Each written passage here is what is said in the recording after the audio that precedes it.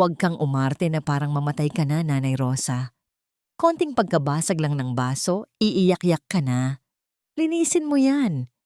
Ngayon din, kayang-kaya mong mag-inarte pero hindi mo kayang maging kapaki-pakinabang sa bahay na ito. Kung alam ko lang na ganyan ka katanda at kulyo, sana ay sa kalsada na lang kita hinayaan. Ang mga salitang iyon ay parang mga latay ng latigo na humiwa sa katahimikan ng gabi. Sa labas ng bintana ng kusina, nakatayo si Aldebaran, estatwa sa ilalim ng biglaang pagbuhos ng ulan. Basang-basa ang kanyang mamahaling jacket na dala pa mula sa Amerika. Ngunit hindi niya maramdaman ang lamig ng tubig sa kanyang balat. Ang tanging nararamdaman niya ay ang tila paghinto ng tibok ng kanyang puso. Sa kanyang kanang kamay, mahigpit niyang hawak ang isang maliit na kahon na nakabalot sa asul na papel, isang mamahaling shawl na hinitit niya ang bango sa New York. Naisip niyang magbibigay ng init sa kanyang ina sa malamig na panahon sa Pilipinas. Dahan-dahan, itinaas ni Aldebaran ang kanyang tingin sa kabila ng salamin. Doon, sa ilalim ng malabo at madilaw na ilaw ng kusina, nakita niya ang isang tanawing kailanman ay hindi niya naisip na daratnan. Si Nanay Rosa, ang babaeng nagpalaki sa kanya ng mag-isa, ang gurong laging malinis at maayos ang suot, ay nakaluhod ngayon sa malamig na tiles. Ang kanyang buhok ay gulo-gulo at ang kanyang katawan ay tila naging isang anino na lamang ng dati niyang sigla. Sa kanyang nanginginig na mga kamay, pinupulot niya ang mga piraso ng basag na kristal habang ang kanyang mga luha ay pumapatak sa sahig, humahalo sa natapong tubig. Maya, please, pasensya na. Malabo na kasi ang paningin ko, hindi ko agad nakita. Ang mahinang boses ng matanda ay halos hindi na marinig. Puno ng takot at panginginig. Ngunit ang tugon ni Maya ay isang marahas na pag-irap at ang tunog ng kanyang tsinelas na mabilis na lumalayo. Nanatili si Aldebaran na nakatingin sa kanyang asawa. Si Maya, ang babaeng pinadalhan niya ng halos lahat ng kanyang kinikita bilang piloto sa loob ng 3 taon. Si Maya, na sa bawat video call ay laging nakangiti at nagsasabing maayos ang lahat, na si Nanay Rosa ay masayang natutulog o kaya ay namamasyal. Ang bawat sentimo na pinaghirapan niya sa itaas ng ulap, ang bawat sakripisyo ng pagiging malayo, ay tila naging lason na nagpataba sa kasamaan ng babaeng akala niya ay katuwang niya sa buhay. Parang may malaking kamay na sumasakal sa lalamunan ni Aldebaran. Nanigas ang kanyang mga binti habang pinapanood ang kanyang ina na aksidenteng nahiwa ang daliri sa matalim na bubog. Nakita niya ang pagtulo ng dugo, ngunit sa halip na dumaing, mabilis na pinahid yun ni Nanay Rosa sa kanyang lumang duster. Tila takot na mapagalitan muli kung may madudumihang sahig. Ang regalong hawak ni Aldebaran ay dahan-dahang nadulas mula sa kanyang mga daliri.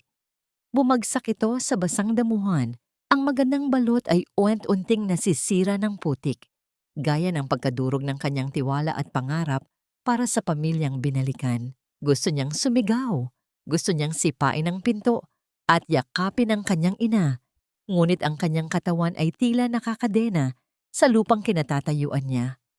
Sa sandaling iyon, ang bahay na itinuring niyang kanlungan ay naging isang banyagang lugar na puno ng mga tinik.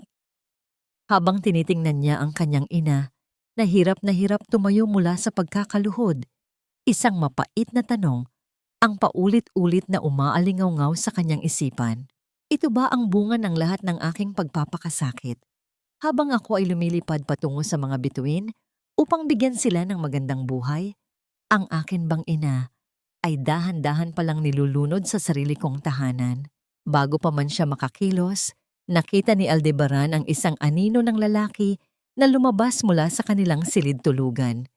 Hindi ito anino ng isang magnanakaw, kundi isang lalaking komportable na nakasuot lamang ng shorts, na tila ito ang nagmamay-ari ng bahay.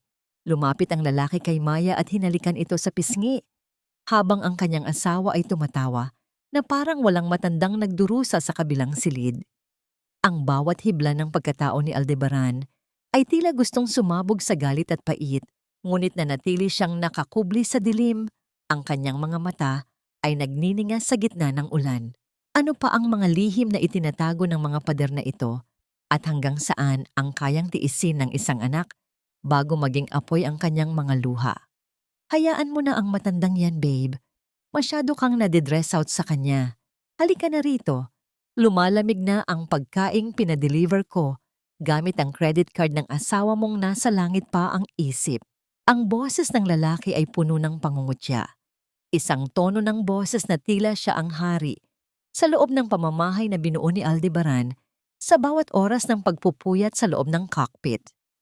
Nakita ni Aldebaran mula sa siwang ng bintana kung paano marahas na hinila ni Rico si Maya paupo sa sofa, ang sofa na pinili nila ni Maya nung unang anibersaryo nila, na puno ng pangarap at pangako ng katapatan. Ngayon, ang sofa ring iyon ang saksi sa kalapastangan ng harap-harapan niyang nakikita. Nakahawak si Aldebaran sa malamig na pader ng kanilang bahay. Ang kanyang mga kuko ay tila ibig bumaon sa semento sa tindi ng puot na nadarama. Ang kanyang dibdib ay parang isang tambol na mabilis at malakas ang pagtibok. Bawat pintig ay nagdadala ng sakit na nanunuot hanggang sa kanyang mga buto. Ito ba ang lalaking tinatawag ni Maya sa kanilang mga sulat na pinsang malayo na tumutulong daw sa pag-aayos ng kanilang hardin? Ang pinsang malayo na ngayon ay nakasuot ng paboritong t-shirt ni Aldebaran habang humahalakhak? You're right, Rico.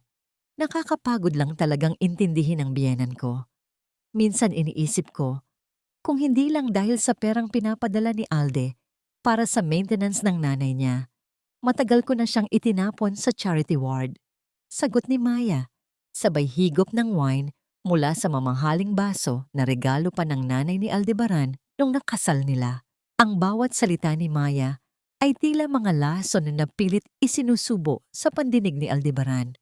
Ang kanyang paningin ay nagsimulang lumabo. Hindi dahil sa ulan, kundi dahil sa nagbabadyang luha ng galit at pait.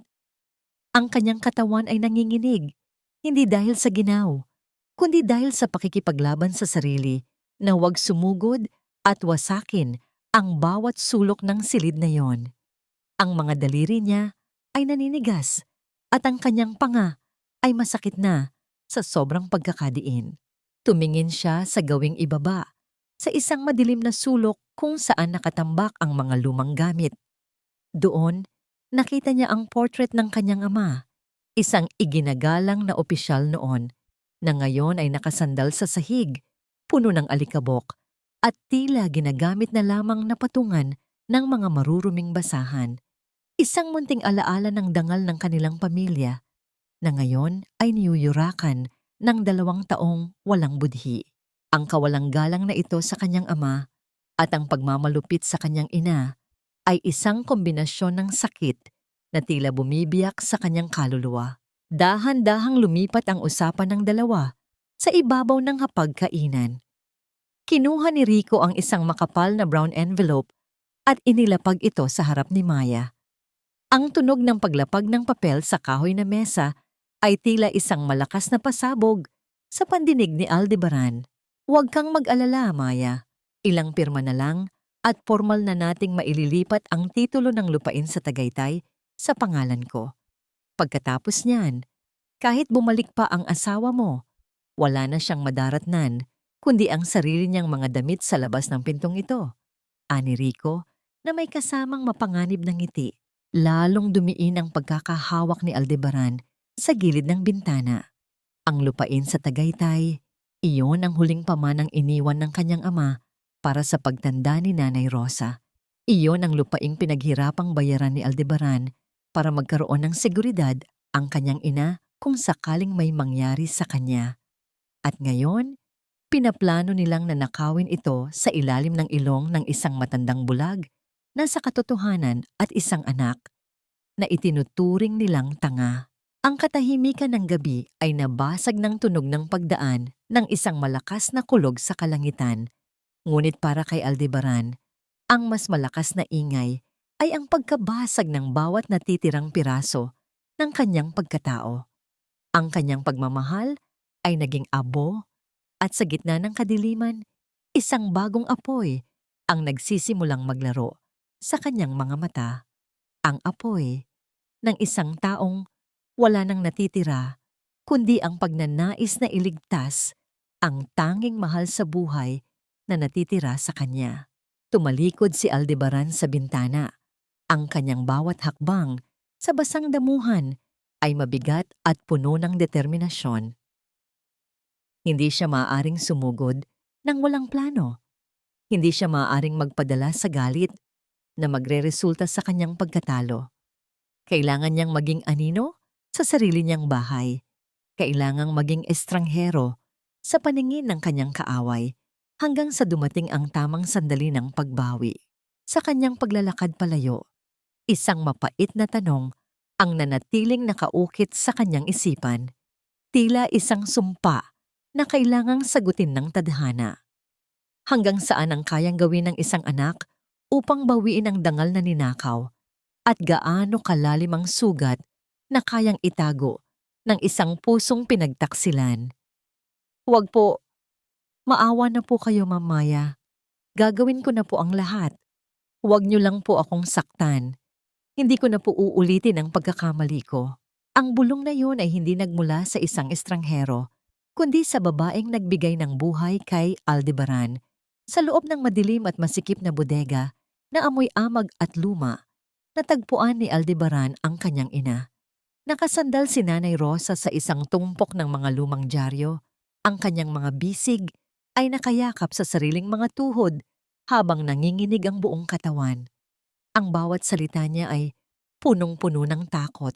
Isang klaseng takot na tanging ang mga taong biktima ng mahabang panahon ng pang-aapi ang nakakaramdam. Dahan-dahang lumuhod si Aldebaran sa malamig na semento, pilit na pinatitigil ang sariling paghinga upang hindi makalikha ng anumang ingay na lalong magpapakaba sa matanda. Ang kanyang puso ay tila pinipiga ng isang dambuhalang kamay. Si Nanay Rosa, na dati ay laging mabango ang amoy ng lavender at malinis ang bawat hibla ng suot, ngayon ay naglalaway sa dumi at kapabayaan. Sa tabi nito ay isang maliit na platong plastik na may tira-tirang kanin na tuyo na at isang pirasong tuyo na tila kanina pa nilalangaw. Nay? Nanay, ako ito. Si Aldebaran po. Ang anak niyo. Ang pabulong na wika ni Aldebaran. Ang kanyang boses ay nanginginig at halos mapatid dahil sa sobrang sakit. Ngunit sa halip na yakap, ang nakuha ni Aldebaran ay ang mas matinding panginginig ni Nanay Rosa. Mas lalong isiniksik ng matanda ang sarili sa sulok, pilit na nagtatago sa dilim. Ang kanyang mga mata, na dati ay puno ng talino at kislap, ay blangko na at tila nakatingin sa isang mundong punong-puno ng mga halimaw. Hindi siya nakikilala ng sarili niyang ina. Ang 3 taon na ipinagtrabaho ni Aldebaran sa ibang bansa ay naging 3 dekada ng paghihirap para kay Nanay Rosa hanggang sa ang kanyang isip ay dahan-dahang sumuko sa bigat ng realidad. Hinawakan ni Aldebaran ang kamay ng kanyang ina. Ang mga kamay na nagturo sa kanya kung paano sumulat. Ang mga kamay na nagluto ng paborito niyang sinigang noong bata pa siya. Ang balat nito ay kasing tuyo ng papel at bawat buto ay halatang-halata na dahil sa labis na kapayatan. Nararamdaman niya ang bawat tibok ng pulso ng matanda, mabilis at hindi regular, tila isang ibon na nagpupumiglas na makawala sa isang hawla. Nanay, huwag po kayong matakot. Nandito na ako. Hinding-hindi na kayo masasaktan ni Maya. Isasama ko na kayo, Nay. Pagpapatuloy ni Aldebaran, habang ang mga luha niya ay malayang dumadaloy at pumapatak sa mga kamay ng matanda. Doon lamang tila tumigil sa panginginig si Nanay Rosa. Dahan-dahan niyang iniangat ang kanyang mukha at tiningnan ang lalaking nasa harap niya. Sa gitna ng kadiliman ng bodega, ang kakarampot na liwanag mula sa siwang ng pinto ay tumama sa mukha ni Aldebaran. May isang sandali ng katahimikan.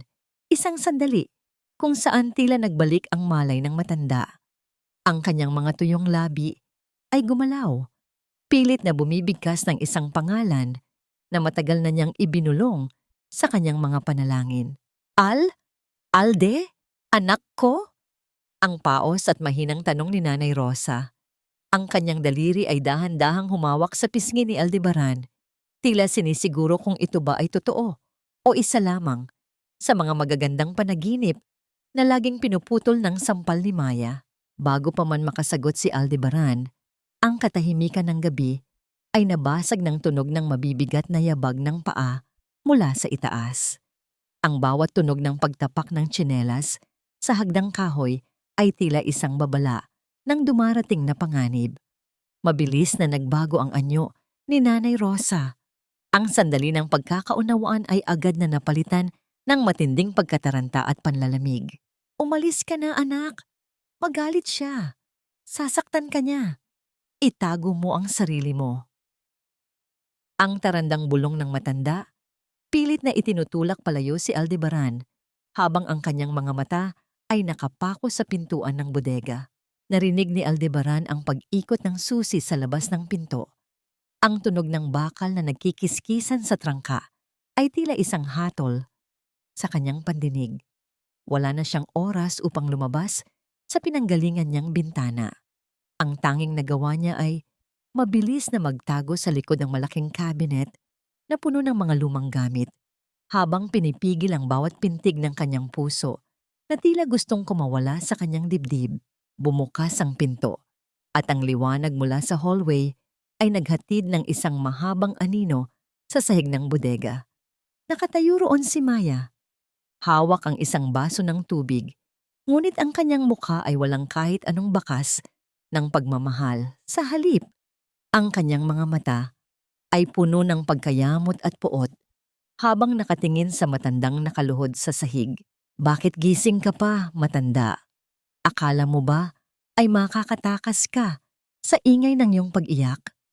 Huwag mong subukan ang pasensya ko ngayong gabi, Rosa, dahil baka hindi mo magustuhan kung saan kita itutulog bukas. Ang malamig na banta ni Maya habang dahan-dahang lumalapit sa kinaroroonan ni Nanay Rosa. Mula sa kanyang pinagtataguan, nakita ni Aldebaran kung paano itinaas ni Maya ang kanyang kamay.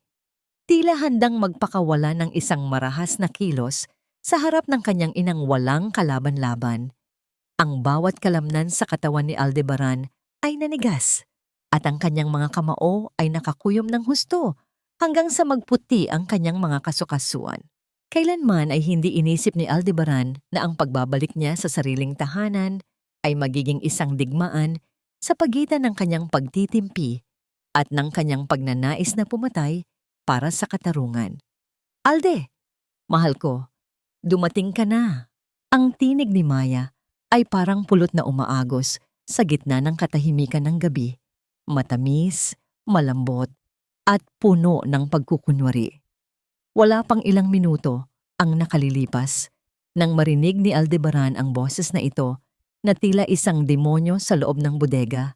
Ngunit ngayon, sa harap ng pintuan ng kanilang bahay, ang boses na yon ay muling nagsuot ng maskara ng isang mapagmahal na asawa. Mabilis na nakalabas si Aldebaran sa bintana ng bodega at nagpaikot patungo sa gate upang magpanggap na kakauwi pa lamang niya mula sa airport. Hila-hila ang kanyang malaking maleta na tila ba wala siyang alam sa mga nagaganap sa loob ng sarili niyang bakuran. Naramdaman ni Aldebaran ang mahigpit na yakap ni Maya. Ang bango ng asawa, amoy ng mamahaling pabango na binili gamit ang perang pinaghirapan niya sa Amerika, ay sumuot sa kanyang ilong. Ngunit para sa kanya, ang amoy na yon ay tila amoy ng nabubulok na basura. Ang bawat haplos ni Maya sa kanyang likod ay tila mga kuko ng kinalawit na gustong bumunot sa kanyang puso. Ang pagmamasid sa mukha ni Maya, na ngayon ay nagpapakita ng labis na katuwaan, ay nagbibigay kay Aldebaran ng isang klaseng hapdi na mas matindi pa sa sugat ng anumang sandata. Bakit hindi ka man lang nag-text, love? Sana ay nakapaghanda ako ng paborito mong ulam. At bakit basang-basa ka? Ang ulan naman kasi, hindi man lang nagpasabi. Pagpapatuloy ni Maya habang kinukuha ang jacket ni Aldebaran, ang kanyang mga mata ay nagniningning sa ilalim ng ilaw ng chandelier. Nanatiling tahimik si Aldebaran habang dahan-dahang iginagala ang kanyang paningin sa sala. Ang lahat ay mukhang perpekto. Ang mga kurtina, ang mga bagong kagamitan, ang malinis na sahig. Ngunit sa likod ng bawat marangyang kagamitang ito, naririnig niya ang mga hikbi ng kanyang ina na kasalukuyang nakakulong sa madilim na silid sa kabilang panig ng pader. Ang bawat ngiti ni Maya ay tila isang insulto sa bawat patak ng luha ni Nanay Rosa. Nasaan si Nanay? Bakit parang napakatahimik ng bahay? Ang mahinahong tanong ni Aldebaran, bagamat ang kanyang kalooban ay parang isang bulkang mayon na anumang sandali ay handang sumabog. Ang kanyang mga mata ay direktang nakatitig sa mga mata ni Maya. Pilit na hinahanap ang kahit ikatiting na bakas ng pagkakasala. Bahagyang natigilan si Maya. Isang mabilis na pagbabago ang dumaan sa kanyang mga mata bago ito muling napalitan ng isang malungkot at mapait na ekspresyon. Humawak siya sa braso ni Aldebaran at iginiya ito paupo sa sofa. Ang kanyang muka ay biglang nagmukhang pagod at puno ng pag-aalala. Iyon nga ang ikalulungkot mo, Alde. Nanay Rosa, hindi na siya gaya ng dati. Noong nakaraang buwan, naging malubha ang kanyang kondisyon. Nagsimula siyang makakita ng mga bagay na wala naman doon. Nagiging bayolente siya sa sarili niya.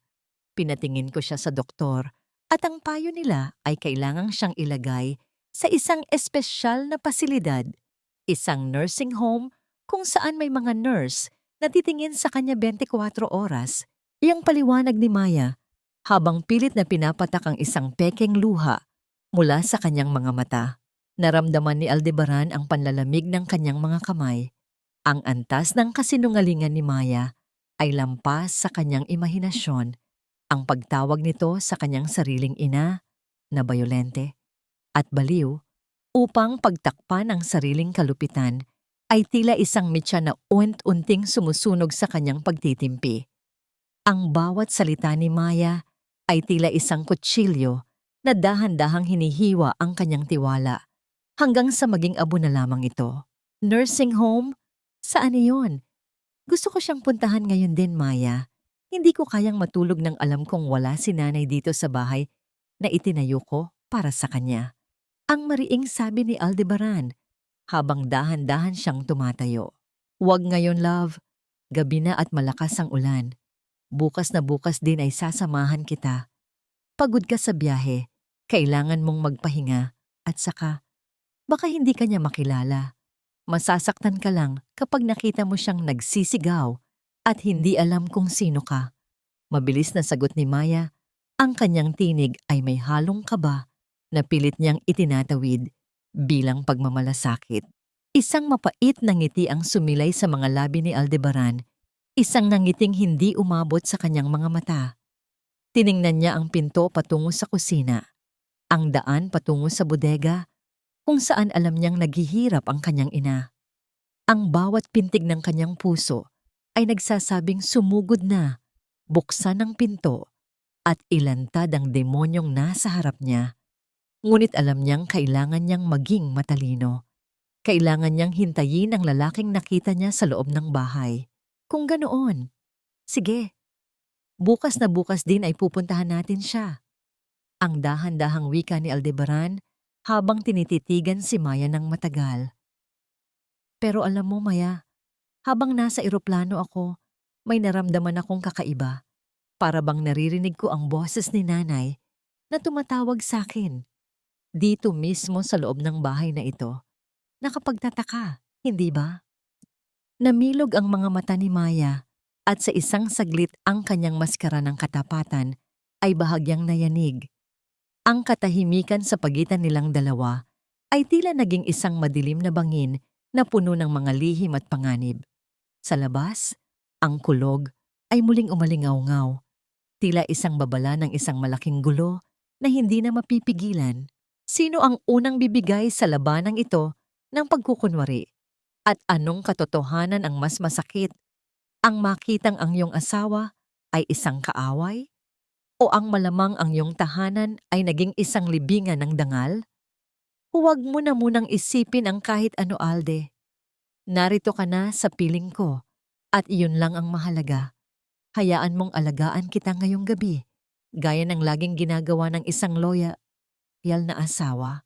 Ang boses ni Maya ay tila malambot na musika, ngunit para kay Aldebaran, ito ay parang tunog ng mga kuko na kumakalos sa yero. Habang nakahiga siya sa kanilang kama, ang kama na alam niyang ginagamit din ng ibang lalaki kapag wala siya, nararamdaman niya ang matinding pagkasuklam na dahan-dahang lumalamon sa kanyang pagkatao. Ang bango ng silid, ang lambot ng unan, at ang init ng balat ni Maya na nakadapo sa kanyang braso ay tila mga lason na nagpapamanhid sa kanyang diwa. Pilit niyang ipinikit ang kanyang mga mata, ngunit ang tanging nakikita niya sa dilim ay ang nanghihinang mukha ng kanyang ina sa loob ng bodega. Kailangan ko lang lumabas sandali, Maya. Hindi ako makahinga rito sa loob. Siguro ay dahil sa jet lag o baka dahil lang sa sobrang pananabik na makauwi. Gusto ko lang damhin ang hangin sa labas. Ang mahinang paalam ni Aldebaran habang dahan-dahang bumabangon. Hindi na hinintay ni Aldebaran ang sagot ng asawa. Mabilis siyang nagsuot ng tsinelas at lumabas ng bahay. Iniwan ang bawat kasinungalingang nakabalot sa loob ng kanilang kwarto. Ang ulan ay tumila na, ngunit ang kapaligiran ay nananatiling basa at malamig. Habang naglalakad siya sa madilim na kalsada ng kanilang subdibisyon, naramdaman niya ang isang pares ng mga mata na nakamasid sa kanya mula sa kabilang panig ng bakod. Doon sa tapat ng bahay ni na Elena, ang anak ng matalik na kaibigan ni Nanay Rosa, nakita niya ang isang anino na tila naghihintay. Si Elena ay nakatayo sa ilalim ng maliit na ilaw ng kanilang balkonahe. Ang kanyang mukha ay puno ng pag-aalinlangan at takot. Nang magtagpo ang kanilang mga mata, mabilis na lumapit ang dalaga sa bakod. Ang kanyang mga daliri ay mahigpit na nakakapit sa mga rehas na bakal. Kuya Alde, totoo bang narito ka na? Kanina ko pa gustong lumapit pero natatakot ako kay Maya. Ang pabulong na wika ni Elena. Ang kanyang tinig ay nanginginig sa kaba. Naramdaman ni Aldebaran ang isang munting liwanag ng pag-asa. Elena, sabihin mo sa akin ang totoo. Ano ang nangyayari kay nanay? Bakit sinasabi ni Maya na baliw siya? Bakit siya nakakulong sa bodega? Ang mga tanong ni Aldebaran ay tila mga bala ng baril na sunod-sunod na lumalabas sa kanyang bibig. Sa sandaling iyon, hindi na niya kayang itago ang kanyang paghihirap. Ang kanyang mga kamay ay nanginginig habang hinihintay ang sagot ng dalagang tanging saksi sa kanyang mga pinagdadaanan. Bumagsak ang balikat ni Elena at ang kanyang mga mata ay napuno ng luha. Hindi baliw si Nanay Rosa, kuya. Pinapainom siya ni Maya ng mga gamot na pampatulog at kung ano-anong tableta para magmukha siyang lito at walang malay sa harap ng mga tao. Kapag may bumibisita, sinasabi ni Maya na inaatake si nanay kaya bawal makita. Pero ang totoo, ginagawa siyang katulong ni Rico at Maya sa loob ng bahay niyo. Nakita ko silang pinagtatawanan si nanay habang pinupunasan nito ang sahig gamit ang kanyang sariling damit. Ang bawat salita ni Elena ay tila isang matalim na aspil na itinutusok sa puso ni Aldebaran.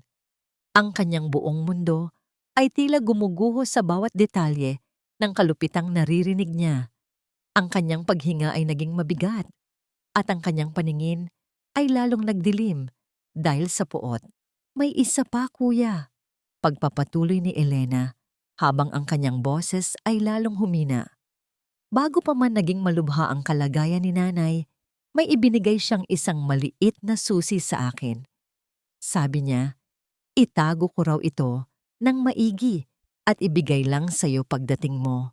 May mahalaga raw siyang itinago sa loob ng lumang piano sa sala niyo, isang bagay na hindi dapat mahanap ni Maya. Bago pa man makahingi ng karagdagang impormasyon si Aldebaran, isang malakas na tunog ng pagbukas ng gate ng kanilang bahay ang umalingaw-ngaw sa paligid. Ang tunog ng mga bakal na nagkikiskisan ay tila isang babala na may paparating na panganib. Mula sa dilim, lumitaw ang anyo ni Rico, ang lalaking nakita ni Aldebaran sa loob ng kanyang bahay kanina. Nakatayo ito sa tapat ng kanilang kalsada, hawak ang isang stick ng sigarilyo, habang ang kanyang mga mata ay matalas na nakatingin sa kinaroroonan ni na Aldebaran at Elena. Mukhang may malalim na usapan ang magkapitbahay Ang malamig na boses ni Rico ay pumunit sa katahimikan ng gabi. Ang kanyang paglalakad ay dahan-dahan, tila isang ahas na dahan-dahang lumalapit sa kanyang biktima. Nanigas si Elena sa kanyang kinatatayuan. Ang kanyang mukha ay nawala ng kulay. Mabilis na humarap si Aldebaran kay Rico. Ang kanyang bawat kalamnan ay handa na sa anumang komprontasyon. Ang tensyon sa pagitan ng dalawang lalaki ay tila kuryenteng dumadaloy sa hangin, nagbabanta ng isang pagsabog na kailanman ay hindi na mababawi. Gaano kalalim ang kayang itago ng isang susi at handa na ba si Aldebaran na harapin ang halimaw na matagal nang nagpapakabusog sa loob ng kanyang sariling tahanan? Anak, kung nasaan ka man, sana ay naririnig mo ang panalangin ko. Pagod na ang nanay. Hindi ko na alam kung hanggang kailan ko kayang tiisin ang bawat sakit. Pero dahil sa'yo, pilit akong bumabangon araw-araw. Ang mga salitang iyon ay hindi binigkas ng malakas, kundi nabasa ni Aldebaran sa maliliit at punit-punit na piraso ng papel na natagpuan niya sa ilalim ng isang lumang cabinet sa kusina. Habang sina Maya at Rico ay abala sa pag-uusap sa balkonahe, sinamantala ni Aldebaran ang pagkakataon na maghalughog sa mga sulok na hindi na dinadaanan ng walis. Ang bawat hibla ng papel na kanyang pinupulot ay tila mga bahagi ng nadurog na puso ni Nanay Rosa. Nanginginig ang mga daliri ni Aldebaran habang pilit niyang pinagdudugtong ang mga bahagi ng sulat.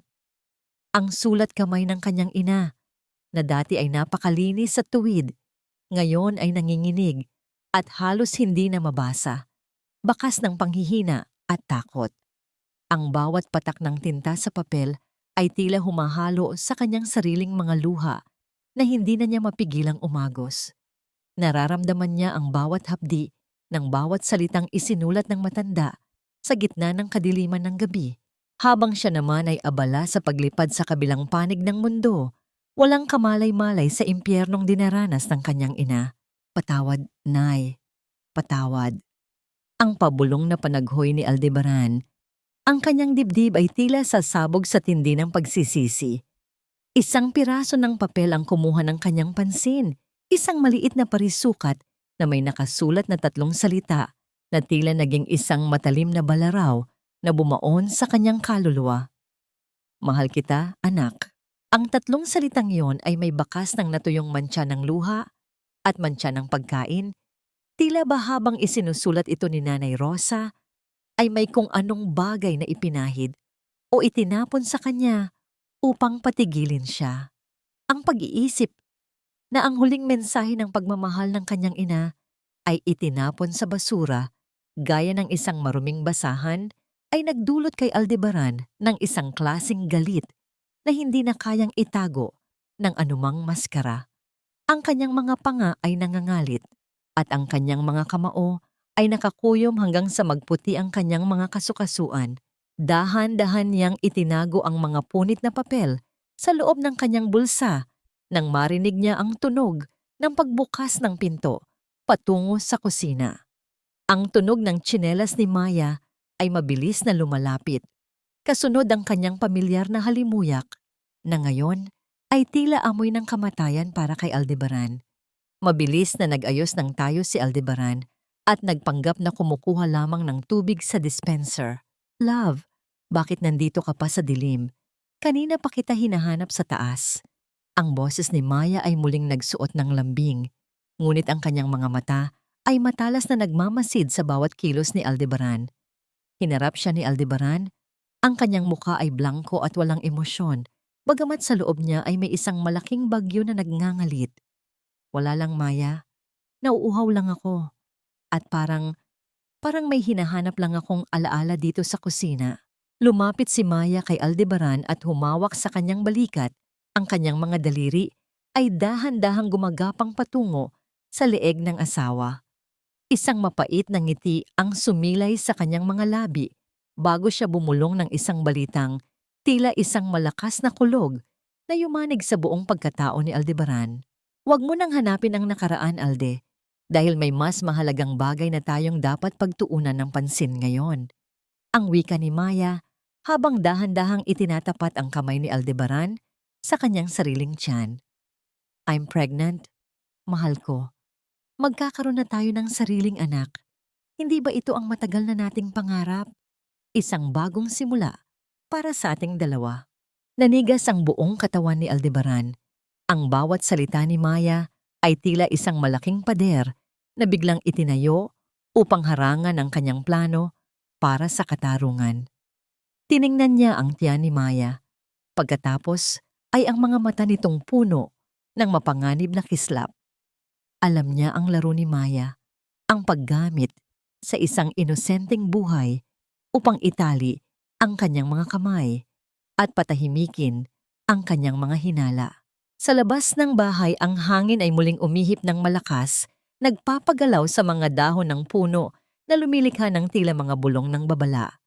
Ang katahimikan sa pagitan ng mag-asawa ay puno ng tensyon, isang digmaan ng kaisipan kung saan ang bawat panig ay naghihintay ng pagkakamali ng isa. Totoo nga ba ang buhay na sinasabi ni Maya? O ito ay isa lamang matalinong bitag upang tuluyan ng mabaon sa limot ang boses ni Nanay Rosa?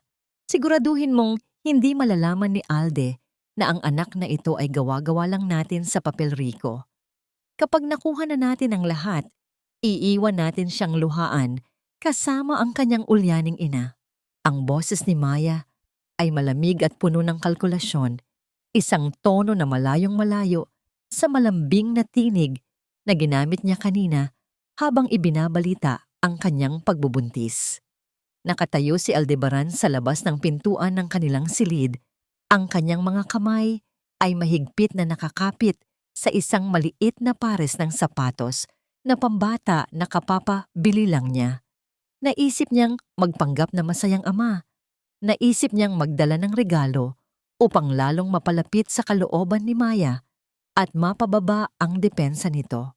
Ngunit ang bawat salitang lumalabas sa bibig ng kanyang asawa ay tila isang malakas na sampal na nagpagising sa kanyang huling natitirang pag-asa. Dahan-dahan niyang ibinaba ang tingin sa hawak na sapatos. Ang malambot nitong balat ay tila biglang bumigat sa kanyang palad. Ang kabalintunaan ng sitwasyon ay halos hindi niya matanggap habang pilit niyang ginagampanan ng papel bilang mapagmahal na asawa at ama. Ang dalawang taong nasa loob ng silid ay tila may itinatagong balak laban sa kanya. Mabigat ang kanyang dibdib at ang bawat tibok ng kanyang puso ay lalo lamang nagpapalala sa kanyang pagkalito at takot. Bawat pintig ay nagdadala ng puot na halos hindi na niya kayang ikulong sa kanyang kalooban. Huwag kang mag-alala, Maya. Ang doktor na binayaran ko ay eksperto sa paggawa ng mga dokumentong mukhang totoo. Isang ultrasound lang at kaunting pag-arte ng morning sickness, siguradong luluhod sa pasasalamat ang asawa mong piloto. Ang narinig niyang tugon ni Rico, kasunod ang tunog ng pag-alingaw-ngaw ng kanilang malalaswang tawa sa loob ng kwarto. Isang malakas na amoy ng usok ng sigarilyo at alak ang lumabas mula sa siwang ng pinto. Ang bango ng silid na dati ay puno ng pagmamahalan ay napalitan ng amoy ng pagtataksil. Alam ni Aldebaran na kung totoo ang pagbubuntis ni Maya, hindi ito lalapit sa anumang bagay na makakasama sa sanggol. Ang bawat hit-hit ni Maya sa sigarilyo at bawat lagok ng alak ay isang kumpirmasyon na ang lahat ng ito ay isa lamang malaking dula-dulaan. Isang balat kayo upang makuha ang kanyang huling yaman at mapatahimik ang kanyang mga katanungan tungkol sa kanyang ina. Naghintay si Aldebaran hanggang sa lumabas si Rico at bumaba sa kusina. Sa sandaling iyon, pumasok siya sa silid, ang kanyang muka ay pilit na nakaayos sa isang mapayapang ekspresyon. Nakita niya si Maya na mabilis na itinago ang isang baso ng alak sa likod ng lampshade, ang kanyang mga mata ay panandali ang kinakitaan ng kaba bago muling nagsuot ng ngiti. "Oh love, nandiyan ka na pala? Bakit parang namumutla ka?" Ang tanong ni Maya habang lumalapit sa kanya. Pilit na humahalik sa kanyang pisngi. "Napagod lang siguro ako sa pagpili nito, Maya. Para sa anak natin." Ang sagot ni Aldebaran. Ang kanyang boses ay patag, ngunit may lalim na hindi maarok. Ipinakita niya ang sapatos na pambata at nakita niya ang panandaliang pag-irap sa mga mata ni Maya bago ito muling nagpanggap na natutuwa. "Ang ganda naman nito, mahal. Salamat," ani Maya, habang inilalagay ang sapatos sa ibabaw ng mesa. "Mauna ka na sa baba. Susunod ako pagkatapos kong mag-ayos sandali." Nang makaalis si Maya upang pumunta sa banyo, mabilis na kumilos si Aldebaran. Ang kanyang mga mata ay parang agila na naghahanap ng biktima sa gitna ng bawat gamit sa loob ng silid. Binuksan niya ang bag ni Maya na nakalapag sa kama. Ang kanyang mga daliri ay naghahalughog sa gitna ng mga mamahaling makeup at pabango, hanggang sa mahawakan niya ang isang makinis na papel sa loob ng isang lihim na bulsa ng bag. Inilabas niya ang papel. Ito ay isang ultrasound report na may pangalan ni Maya. Ngunit nang tignan niyang maigi ang petsa at ang pangalan ng klinika, napansin niya ang isang maliit na depekto. Ang logo ng ospital ay tila bahagyang malabo, gaya ng isang dokumentong ipinirinta lamang sa bahay. Sa ibaba nito, may nakita siyang isang maliit na business card ng isang taong nag-aalok ng customized documentation services. Ang kanyang hinala ay naging isang matigas na katotohanan. Ang bawat hibla ng kanyang pagkatao ay tila gustong sumigaw sa tindi ng pait. Hindi lamang ang kanyang ina ang ninakawan nila ng dangal, pati ang sagradong konsepto ng pagiging magulang ay ginawa nilang sandata ng panlilinlang. Bago pa man makabalik si Maya, mabilis na ibinalik ni Aldebaran ang dokumento at lumabas ng silid. Habang pababa siya ng hagdan, naramdaman niya ang bigat ng bawat hakbang. Tila ba ang buong bahay ay bumabagsak sa kanyang balikat. Sa kanyang isipan, isang matinding desisyon ang nabuo. Kung ang labanang ito ay tungkol sa kung sino ang mas magaling magsuot ng maskara, titiyakin ni Aldebaran na ang kanyang paghuhubad ng maskara ni Maya ay magiging pinakamasakit na bahagi ng kanilang buhay.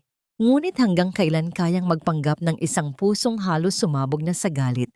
At ano ang susunod na gagawin ni Rico kapag naramdaman niyang ang kanilang bitag ay dahan-dahan nang nasisira? Ang pangalan ng aking ama ay nakaukit sa bawat haligi ng bahay na yon. Ngunit ngayon, ang bawat letrang yon ay tila binubura ng tinta ng kataksilan. Ang bulong na yon sa isipan ni Aldebaran ay tila isang sumpa habang nakatayo siya sa harap ng isang malaking gusali ng bangko sa Makati. Ang sikat ng araw ay masakit sa balat, ngunit ang lamig na nararamdaman niya sa loob ng kanyang dibdib ay mas matindi pa sa anumang bagyo. Hawak niya ang isang lumang folder na naglalaman ng mga dokumento ng kanilang lupain sa Tagaytay, ang lupang pinangarap ng kanyang ama na maging hardin para sa pagtanda ni Nanay Rosa. Sa loob ng opisina ng bank manager, ang bawat segundo ng paghihintay ay tila isang taon ng pagdurusa. Ang tunog ng pag-ikot ng mga pahina ng dokumento sa ilalim ng mga daliri ng manager ay naging tila isang malakas na pagpintig sa kanyang pandinig. Nararamdaman ni Aldebaran ang pawis na namumuo sa kanyang noo, hindi dahil sa init, kundi dahil sa takot sa katotohanang malapit na niyang matuklasan. "Mr. Aldebaran, we have reviewed the documents you requested." Ang simula ng bank manager. Ang kanyang boses ay formal, ngunit may bahid ng pag-aalinlangan. "According to our records, ang lupain sa Tagaytay ay naisanla na 6 na buwan na ang nakalilipas. Ang halaga ng loan ay kinuha sa ilalim ng inyong pangalan at ang inyong asawa, si Mrs. Maya, ang tumayo bilang inyong attorney-in-fact." Naramdaman ni Aldebaran ang tila paghinto ng kanyang mundo. Attorney-in-fact? Pero wala akong pinipirmahang anumang dokumento bago ako umalis patungong Amerika. Maari ko bang makita ang lagda sa mga papeles na yon? Nang ilapag ng manager ang kopya ng dokumento sa ibabaw ng mesa, ang paningin ni Aldebaran ay tila nagdilim. Doon, sa ibabaw ng linyang nakalaan para sa kanyang pangalan, ay isang lagda na kamukhang-kamukha ng sa kanya. Ngunit sa ilalim ng matalas na mata ng isang taong nakakaalam ng bawat kurba ng sarili niyang kamay, alam niyang ito ay isang pekeng sining. Ang bawat stroke ng panulat ay tila isang sugat na ginawa sa kanyang dangal. Hindi lang pera ang ninakaw sa kanya, ninakaw din ang kanyang pagkakakilanlan upang pondohan ang karangyaan ng kanyang kaaway. Sino ang tumanggap ng tseke, sir? Ang tanong ni Aldebaran. Ang kanyang boses ay malamig at puno ng pigil na galit. Ang manager ay muling tumingin sa computer screen.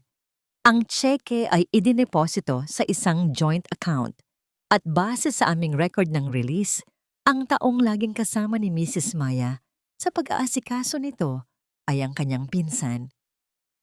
Isang lalaking nagngangalang Rico. Ang pangalan ni Rico ay tila isang laso na muling kumalat sa sistema ni Aldebaran. Ang bawat piraso ng puzzle ay dahan-dahang nabubuo. Ang mga luho ni Maya, ang mga bagong gamit ni Rico, at ang paghihirap ni Nanay Rosa sa loob ng bodega. Lahat ng iyon ay binayaran ng perang dapat sana ay para sa seguridad ng kanyang ina. Ang lupain ng kanyang ama ay naging puhunan para sa kataksilan ng kanyang asawa. Lumabas si Aldebaran ng bangko na tila isang taong nawalan ng direksyon. Ang bawat hakbang niya sa semento ay mabigat. Tila ba ang buong bigat ng kanyang pamilya ay nakapasan sa kanyang balikat. Tumingin siya sa langit, ang asul na kalawakan na dati ay nagbibigay sa kanya ng kapayapaan bilang piloto. Ngayon ay tila isang malawak na saksi sa kanyang kabiguan bilang anak. Paano niya nagawang maging bulag sa loob ng 3 taon? Paano niya hinayaang ang mga buwaya ay maghari sa loob ng kanyang sariling bakuran? Ang bawat I love you ni Maya sa telepono ay naging isang kutsilyo na dahan-dahang pumapatay sa kanya ngayon. Habang naglalakad siya patungo sa kanyang sasakyan, tumunog ang kanyang cellphone. Isang tawag mula kay Elena. Kuya Alde, kailangan mong umuwi ngayon din. Ang boses ni Elena ay puno ng takot at pagmamadali. Nakita ko si Rico na may dalang mga malalaking kahon. Mukhang may balak silang ilipat ang ilang mga gamit nyo at kanina pa sila nagsisigawan sa loob ng bodega. Naririnig ko ang yak ni Nanay Rosa.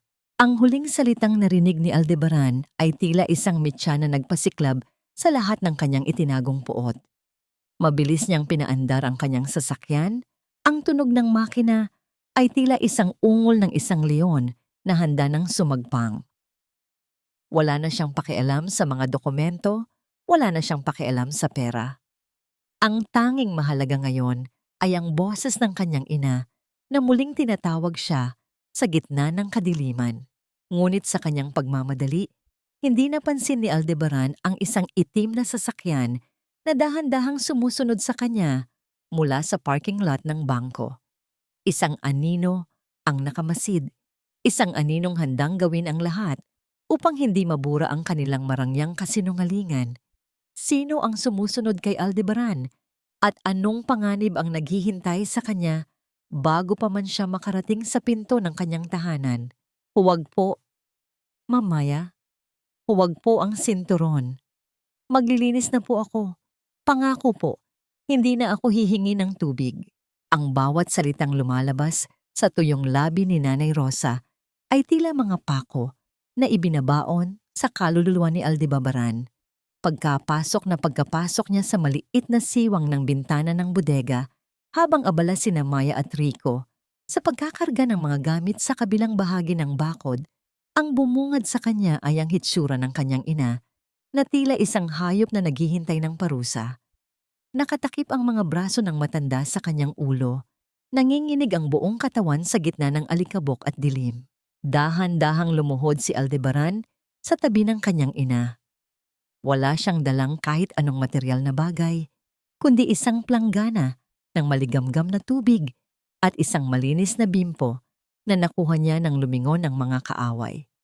Sa gitna ng baho ng bodega, ang kakarampot na bango ng sabon na dala niya ay tila isang estrangherong bumibisita sa impyerno. Nay, hindi po ito si Maya. Si Aldi po ito, ang anak niyo. Ang pabulong na wika ni Aldebaran, ang kanyang boses ay tila isang marahang ihip ng hangin na nagtatangkang pawiin ng bagyo sa isip ng matanda. Dahan-dahan niyang kinuha ang mga paa ni Nanay Rosa, mga paang dati ay malalakas na naglalakad sa mga pasilyo ng paaralan. Ngunit ngayon ay puno ng sugat at dumi. Gamit ang bimpo, sinimulan niyang linisin ang bawat bahagi ng balat ng kanyang ina. Ang tubig sa planggana ay dahan-dahang naging kulay abo dahil sa dumi. Ngunit ang bawat haplos ni Aldebaran ay puno ng pagsamba at pagsisisi. Ang bawat sugat na nadaraanan ng bimpo ay tila isang kasalanang kailangan niyang pagbayaran. Isang sandali ng katahimikan ang bumalot sa kanila. Ang tanging maririnig ay ang marahang pagtulo ng tubig mula sa bimpo patungo sa planggana. Isang tunog na tila nagpapatakbo muli sa oras na matagal nang huminto para kay Nanay Rosa. Sa bawat haplos, ang panginginig ng matanda ay dahan-dahang nawawala. Ang kanyang mga mata na kanina ay punong-puno ng dilim ay nagsimulang magkaroon ng kislap ng liwanag. Alde? Ang aking piloto? Ang paos na tinig ni Nanay Rosa. Ang kanyang daliri ay dahan-dahang gumapang patungo sa mukha ng anak. Tila kinakapa ang bawat linya ng mukha na matagal na niyang hinahanap sa kanyang mga panaginip. Opo, Nay. Nandito na ako. Hindi na kayo mag-iisa. Ang sagot ni Aldebaran habang hinahalikan ang palad ng kanyang ina. Ang mainit na luha ni Aldebaran ay pumatak sa kamay ni Nanay Rosa. At sa sandaling iyon, ang pader ng takot ay tuluyan ng gumuho. Buhay ka, anak. Buhay ka. Ang paulit-ulit na bulong ni Nanay Rosa habang niyayakap ng mahigpit ang ulo ni Aldebaran. Ang kanyang pag-iyak ay hindi na pag-iyak ng takot, kundi ang pag-iyak ng isang inang muling nahanap ang kanyang mundo. Akala ko ay wala ka na, sabi ni Maya. Bumagsak daw ang eroplano mo, kaya kailangan kong magsilbi sa kanya para hindi ka daw nila pabayaan sa ospital. Ang kasinungalingan ni Maya ay mas malalim pa sa iniisip ni Aldebaran. Ginamit nito ang pagmamahal ng ina sa anak upang gawin itong alipin. Ang puot sa dibdib ni Aldebaran ay tila naging isang malaking apoy na handang lamunin ang buong kabahayan, ngunit pilit niya itong idinaan sa isang mahigpit na yakap sa kanyang ina. Nararamdaman niya ang bawat buto ni Nanay Rosa sa kanyang mga bisig. Masyadong magaan, masyadong marupok. Ngunit ang sandali ng kanilang muling pagkikita ay biglang naputol ng marinig ang tunog ng pagpihit ng susi sa pinto ng bodega. Ang tunog ng bakal na nagkiskisan ay tila isang hudyat ng kamatayan. Mabilis na kumilos si Aldebaran upang magtago sa likod ng tumpok ng mga lumang sako ng bigas habang si Nanay Rosa ay muling bumalik sa kanyang posisyon ng takot. Pilit na itinatago ang planggana sa likod ng kanyang duster. Bumukas ang pinto ng marahas na lumikha ng isang malakas na tunog nang tumama ang kahoy sa pader. Pumasok si Maya, ang kanyang mukha ay namumula sa galit. At sa kanyang kanang kamay ay nakalawit ang isang makapal na sinturon ni Rico. Ang bawat hakbang niya ay tila isang babala ng dumarating na hagupit. Anong amoy ito? Bakit amoy sabon dito sa loob? Rosa, may itinago ka ba rito? Ang bulyaw ni Maya habang inililibot ang kanyang tingin sa bawat sulok ng madilim na bodega. Itinaas niya ang sinturon. Ang tunog ng paghampas nito sa kanyang sariling palad ay tila isang panimula ng isang malupit na ritual. Mula sa kanyang pinagtataguan, nakita ni Aldebaran ang takot sa mga mata ng kanyang ina. Ang kanyang mga kamay ay nakakuyom na sa galit. Ang kanyang bawat kalamnan ay handa ng sumabog. Isang hakbang na lang ni Maya. At ang lihim na ito ay magiging isang madugong komprontasyon. Kailan nga ba dapat tumigil ang isang anak sa pagtatago? At gaano katindi ang hagupit na kayang tanggapin ng isang ina bago tuluyang mawasak ang kanyang pagkatao? Kapag nakita ko ang kahit isang patak ng luha mula sa mga mata mo, Rosa, sisiguraduhin kong mas madilim pa sa gabi ang daranasin mo rito. Huwag mo akong susubukan dahil alam mo kung ano ang kaya kong gawin. Ang banta ni Maya ay umalingaw-ngaw sa loob ng masikip na bodega. Bawat salita ay tila may kasamang bigat ng latigo na handang pumatay ng kaluluwa. Mula sa kanyang pinagtataguan sa likod ng mga lumang sako ng bigas, nakatitig si Aldebaran sa likod ng kanyang asawa. Ang kanyang mga mata ay nagniningning sa galit at ang kanyang hininga ay pinipilit niyang gawing pabulong upang hindi lumikha ng anumang ingay. Ang bawat ugat sa kanyang leeg ay tila gustong pumutok sa tindi ng pakikipaglaban sa sarili na huwag sumugod at sakali ng babaeng nakatayo sa harap ng kanyang ina. Isang matinding sakripisyo ang kanyang ginagawa ngayon. Ang pagtitimpi ay hindi nangangahulugang kahinaan. Ito ang pinakamatalim na sandata na kailangan niya upang masigurong hindi makakatakas si Maya sa batas kapag dumating ang tamang sandali.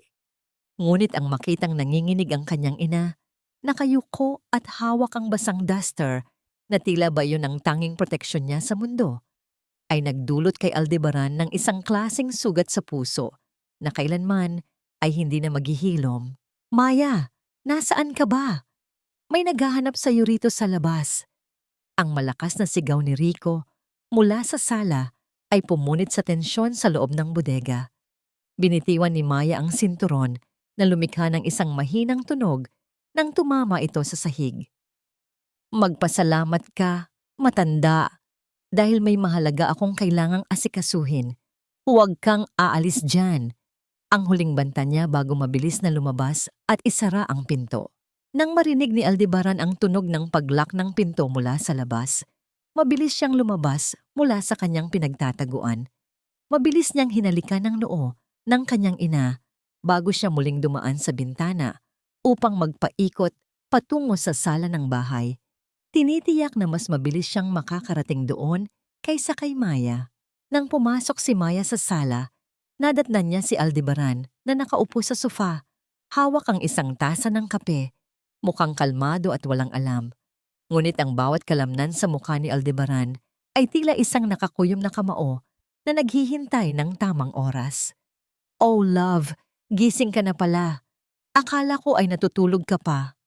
Ang wika ni Maya habang mabilis na binabago ang kanyang mukha patungo sa isang sweet na ngiti.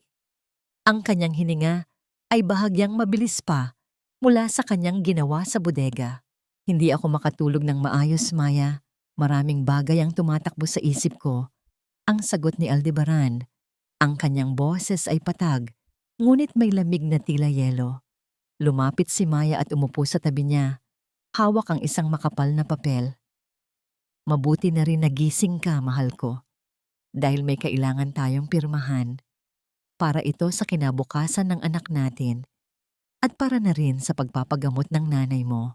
Inilapag ni Maya ang papel sa ibabaw ng mesa. Ito ay isang Special Power of Attorney, SPA. Isang dokumentong nagbibigay kay Maya ng buong karapatan na ibenta ang lahat ng natitirang ari-arian ni Aldebaran, kasama na ang bahay na kanilang kinatatayuan at ang natitirang pera sa kanyang personal na account sa bangko. Ano ito, Maya? Ang tanong ni Aldebaran, bagamat alam na niya ang sagot. Tiningnan niya ang panulat na inilagay ni Maya sa tabi ng papel. Para ito sa proteksyon natin, love. Alam mo naman, madalas kang nasa ere. Kung sakaling may mangyari sa'yo o kung kailangan natin ng malaking pera para sa panganganak ko at sa espesyal na doktor ni Nanay Rosa, madali kong maaasikaso ang lahat. Pirmahan mo na ito, mahal, para sa pamilya natin. Ang paliwanag ni Maya, ang kanyang mga mata ay puno ng tila totoong pag-aalala. Isang klasikong halimbawa ng gaslighting na nagpaparamdam kay Aldebaran na parang siya pa ang may pagkukulang kung hindi siya papayag. Tinitigan ni Aldebaran ang dokumento. Ang kanyang kamay ay dahan-dahang lumapit sa panulat. Alam niya na kung pipirmahan niya ito, ibibigay niya ang lahat ng kanyang pinaghirapan sa loob ng maraming taon sa 2 taong nagpahirap sa kanyang ina. Ngunit kung tatanggi siya ngayon, baka makaramdam si Maya at mas lalong ilagay sa panganib si Nanay Rosa bago pa man niya makumpleto ang pagtitipon ng mga ebidensya. Ang panulat ay naramdaman niyang kasing bigat ng 1 toneladang bakal sa kanyang mga daliri. Tumingin siya kay Maya na ngayon ay nakatitig sa kanya na may kasamang matatalas at mapanghinging mga mata. Tila isang buwaya na naghihintay na mahulog ang kanyang biktima sa bitag. Pirma o kaligtasan? Alin ang pipiliin ng isang anak na naghihintay ng tamang oras upang magpakawala ng bagyo? Ang bawat kurba ng panulat ni Aldebaran sa ibabaw ng Special Power of Attorney ay tila isang dahan-dahang paglaslas sa kanyang sariling balat. Habang pinapanood siya ni Maya na may kislap ng tagumpay sa mga mata, alam ni Aldebaran na ang dokumentong ito ang magiging mitya ng sariling pagsabog ng kanyang asawa.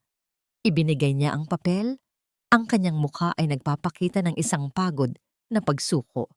Ngunit sa loob ng kanyang isipan, ang bawat detalye ng kanyang ganti ay dahan-dahan ng kumpletuhin. Salamat, mahal ko. Hindi mo alam kung gaano kalaking tulong ito para sa ating lahat. Ang malambing na wika ni Maya habang mabilis na kinukuha ang dokumento. Tila ba natatakot na baka bawiin pa ito ni Aldebaran? Gawin mo ang nararapat, Maya. Basta siguraduhin mong maayos ang lahat para kay Nanay Rosa at sa magiging anak natin. Ang tugon ni Aldebaran, ang kanyang boses, ay walang kabuhay-buhay. Isang perpektong pagganap ng isang lalaking tuluyan ng nabulag ng pag-ibig. Nang makaalis si Maya upang ibalita ang balita kay Rico, mabilis na lumabas si Aldebaran upang makipagkita sa isang taong matagal na niyang tinawagan sa dilim. Sa loob ng isang maliit at lumang coffee shop sa labas ng kanilang subdibisyon, nakaupo si Attorney Santos, isang tapat na kaibigan ng kanyang ama. Kasama nito ang isang lalaking hindi inaasahan ni Aldebaran, si Santi, ang kapatid ni Rico na matagal nang itinakwil ng kanilang pamilya dahil sa mga pagnanakaw na ginawa ni Rico sa kanya. Narito ang lahat ng ebidensya ng pekeng pirma, Aldebaran. Kasama na ang record ng mga gamot na ipinapakain nila sa iyong ina. Ang seryosong wika ni Attorney Santos habang inilalapag ang isang makapal na file. Tumingin si Santi kay Aldebaran. Ang kanyang mga mata ay puno ng pait at pagsisisi. Hindi ito ang unang pagkakataon na ginawa ito ni Rico Alde. Mahilig siyang humanap ng mga babaeng mayaman, ngunit may madidilim na sikreto upang gamitin silang kasabwat. Si Maya ay isa lamang sa mga biktima niya. Ngunit sa pagkakataong ito, mukhang masigit ang kasamaan ng iyong asawa kaysa sa kapatid ko. Ang impormasyong ito ay naging huling piraso ng puzzle para kay Aldebaran. Ang pagtataksil ni Maya ay hindi lamang dahil sa kahinaan, kundi dahil sa isang planadong kasamaan. Ngunit sa halip na sumugod sa pulisya, may mas matinding plano si Aldebaran. Isang planong magpapahiya sa kanila sa harap ng mundong pilit nilang niloloko. Pag-uwi sa bahay, nadatnan ni Aldebaran si Maya na abala sa pagpili ng mga mamahaling damit. Humarap siya rito na may kasamang isang mungkahi na tila isang regalo. Ngunit sa katotohanan ay isang bitag. Maya, naisip ko, bakit hindi tayo magdaos ng isang malaking handaan? Isang pasasalamat at welcome home party. Iimbitahan natin ang mga kaibigan natin, ang mga dating kasamahan ni Nanay Rosa sa paaralan, at pati na rin ang mga investor na sinasabi mong interesado sa lupa natin sa Tagaytay. Gusto kong ipagmalaki sa lahat na magkakaroon na tayo ng anak. Ang mungkahi ni Aldebaran, ang kanyang mga mata, ay nagpapakita ng tila tunay na kasabikan. Namilog ang mga mata ni Maya sa tuwa. Ang pagiging bida sa isang marangyang okasyon, ang pangarap niya. Iyan ang pinakamagandang ideyang naisip mo, mahal. Gagawin nating pinaka-eleganteng gabi ito. Habang abala si Maya sa pagpaplano, kinuha ni Aldebaran ang isang maliit na pelus na kahon mula sa kanyang bulsa. Inilabas niya ang isang napakagandang kwintas na may pendant na diamante. Ang kislap nito sa ilalim ng ilaw ay tila nakakasilaw, ngunit sa loob ng pendant na yon ay may nakatagong isang maliit at sopistikadong recording device na direktang nakakonekta sa kanyang cellphone. Munting regalo para sa aking asawa. Ang bulong ni Aldebaran habang dahan-dahang isinusuot ang kwintas sa leeg ni Maya. Nararamdaman niya ang panginginig ng kanyang sariling mga daliri. Hindi dahil sa kaba, kundi dahil sa matinding pagkamuhi habang dumidikit ang kanyang balat sa leeg ng babaeng pumatay sa kaligayahan ng kanyang ina. Napakaganda, Aldi. Napaka-perfect. Ang hanga ni Maya habang tinitingnan ang sarili sa salamin. Walang kamalay-malay na ang alahas na yon ang magsisilbing tanikala na hihila sa kanya pababa sa impyerno. Tumingin si Aldebaran sa salamin. Nakita niya ang kanyang sariling refleksyon sa likod ni Maya. Ang kanyang mga mata ay hindi na mga mata ng isang biktima. Ang mga ito ay mga mata na ng isang agila na nakatitig sa kanyang biktima bago ang huling pagsunggab. Handa na ang entablado, handa na ang mga aktor, at ang kaisa-isang manonood na pinakamahalaga ay walang iba kundi ang katotohanan. Ngunit bago ang huling gabi, anong mas malalim na lihim ang maririnig ni Aldebaran mula sa kwintas na suot ni Maya? Ngayong gabi, huhubarin na natin ang lahat ng maskara, Maya. Sisiguraduhin kong ang kinang ng suot mong brilyante ay hindi sapat upang takpan ang dilim ng iyong kaluluwa. Ang bulong na yon sa hangin ay tila isang sumpa habang pinagmamasdan ni Aldebaran ang sarili sa salamin. Nakasuot siya ng kanyang formal na uniforme ng piloto, isang simbolo ng dangal, katapatan at paglilingkod. Sa labas ng kanilang silid, naririnig niya ang tawanan ng mga panauhin, ang kalantog ng mga kubyertos sa mga porselanang plato, at ang marahang himig ng biolin na bumabalot sa buong kabahayan. Ito ang gabing pinakahihintay ni Maya, ang gabing magpapatunay sa lahat na siya ang reyna ng tahanang ito.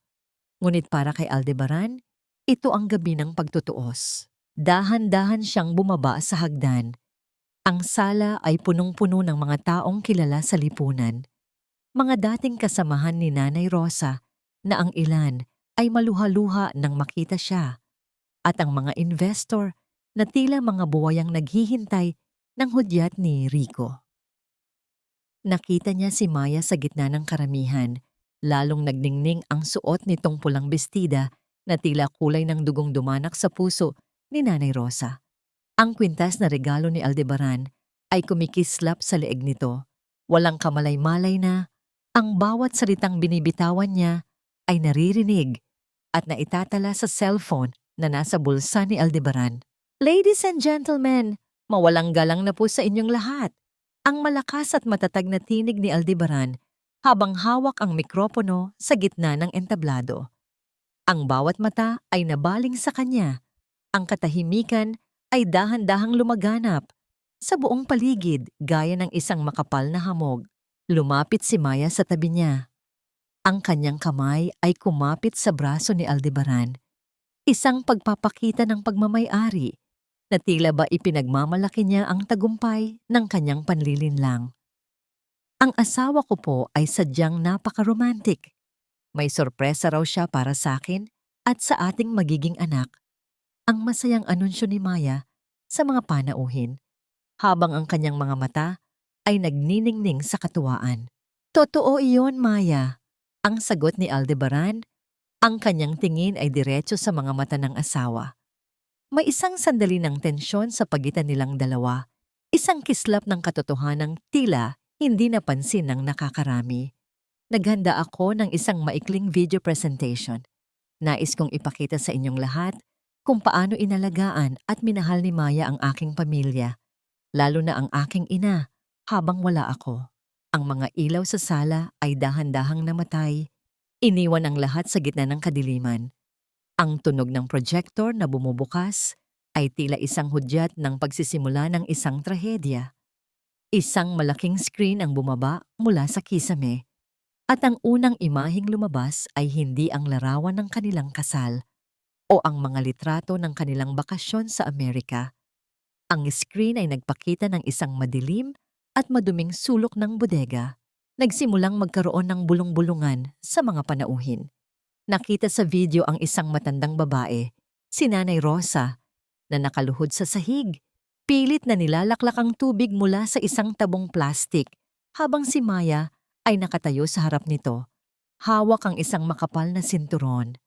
Ang boses ni Maya sa video ay malinaw na malinaw. Puno ng puot at kawalang katauhan. Uminom ka, matanda. Yan lang ang nararapat sa'yo. Huwag kang mag-inarte dahil walang darating na Alde para iligtas ka. Lumingon si Aldebaran kay Maya. Ang mukha ng kanyang asawa ay nawalan ng kulay. Ang kanyang mga labi ay nanginginig at ang kanyang mga mata ay tila gustong lumuwa sa tindi ng gulat at takot. Ang bawat panauhin ay napasinghap. Ang ilan ay napahawak sa kanilang bibig dahil sa tindi ng nasaksihan. Ang marangyang gabi ay biglang naging isang eksena ng krimen. Ngunit hindi doon nagtapos ang video. Ang susunod na eksena ay ang loob ng kanilang silid-tulugan, kung saan kitang-kita si Rico na nakahiga sa kanilang kama, habang si Maya ay abalang nagbibilang ng makakapal na bundle ng pera. Narinig ang boses ni Rico. Ang galing mo talagang umarte, Maya. Isang yak lang, pirma agad ang asawa mong tanga. Ang katahimikan sa sala ay naging nakakabingi. Tila bawat tao ay nawalan ng kakayahang huminga. Ang bawat kislap ng brilyante sa leeg ni Maya ay tila naging mga matatalas na tinik na sumasakal sa kanya ngayon. Bumukas ang mga ilaw ng marahas. Nakatayo si Aldebaran sa gitna ng entablado. Ang kanyang mukha ay kasing tigas ng bato, habang ang kanyang mga mata ay nakapako kay Rico na unti-unti nang umaatras patungo sa pinto. Tapos na ang palabas, Maya. Tapos na ang paninira niyo sa dangal ng aking ina. Ang malamig na wika ni Aldebaran, bawat salita ay tila isang hatol ng kamatayan para sa dalawang taksil. Bago pa man makakilos si Maya upang magpaliwanag, isang malakas na tunog ng pagkabasag ng baso ang narinig sa gawing likuran. Si Rico, sa kanyang pagmamadaling makatakas, ay nabangga ang isang tray ng mga inumin. Ngunit ang mas nakakagulat ay ang mabilis na pagbunot ni Rico ng isang maliit na patalim mula sa kanyang bulsa. Ang kislap ng bakal ay tila nagbabanta ng isang madugong pagtatapos sa harap ng maraming saksi. Hanggang saan kayang pumatay ng isang taong huli na sa kanyang kasalanan? At sino ang magiging huling biktima sa gabing ito ng paghuhukom? Huwag kang lalapit. Wala kayong alam. Lahat kayo, mga pakialamero. Ang hulyaw ni Rico, ang kanyang boses ay puno ng desperasyon habang iwinawasiwas ang maliit na patalim sa gitna ng nagkakagulong mga panauhin. Ang kislap ng bakal ay tila isang babala ng kamatayan, ngunit ang bawat mata sa loob ng sala ay hindi na nakatuon sa talim, kundi sa laki ng kasamaang kakarating lang sa kanilang kamalayan. Hindi natinag si Aldebaran. Ang kanyang tindig ay kasing tatag ng isang punong nara sa gitna ng bagyo. Hindi siya natatakot sa patalim dahil ang sugat na nilikha ng pagtataksil sa kanyang puso ay mas matalim pa kaysa sa anumang sandata. Sa isang mabilis at kalkuladong galaw, hinablot ni Aldebaran ang isang mabigat na tray na pilak mula sa mesa at ginamit itong panangganang sumugod si Rico. Ang tunog ng matigas na bakal na tumama sa makintab na tiles ng sahig ay umalingaw-ngaw sa buong silid nang mabitawan ni Rico ang kanyang sandata. Bago pa man makabangon ng taksil, mabilis siyang nayakap at napigilan ng mga security guard na kanina pa nakatago sa dilim. Habang isinusuko ni Rico ang kanyang huling lakas, ang kanyang mga mata ay nananatiling nakapako kay Maya, ang babaeng naging katuwang niya sa lahat ng ito, na ngayon ay nakaluhod sa sahig at humihikbi ng walang tigil. Alde, please, pakinggan mo ako. Pinilit lang niya ako. Si Rico ang nag-utos ng lahat ng ito. Natatakot lang ako para sa buhay natin. Ang pagsusumamo ni Maya Ang kanyang mga luha ay mabilis na dumadaloy sa kanyang pisngi. Pilit na ibinabalik ang kanyang maskara ng pagiging biktima. Isang mapait at malamig na tawa ang kumawala sa mga labi ni Aldebaran. Inilabas niya ang kanyang cellphone at pinindot ang isang button. Mula sa speaker ng bahay, umalingaw-ngaw ang boses ni Maya mula sa recorder na nakatago sa kanyang kwintas. Isang boses na puno ng katuwaan habang binibilang ang pera at pinagtatawanan ang katangahan ng kanyang asawa. Ang bawat salita ay tila mga huling pako sa kabaong ng dangal ni Maya. Wala nang lugar para sa mga kasinungalingan. Ang palasyo ng panlilinlang ay tuluyan ng gumuho. Sa sandaling iyon, ang malalaking pinto ng sala ay dahan-dahang bumukas. Ang lahat ng panauhin ay napalingon. Ang kanilang mga bulong ay napalitan ng isang kolektibong buntong hininga ng awa at gulat.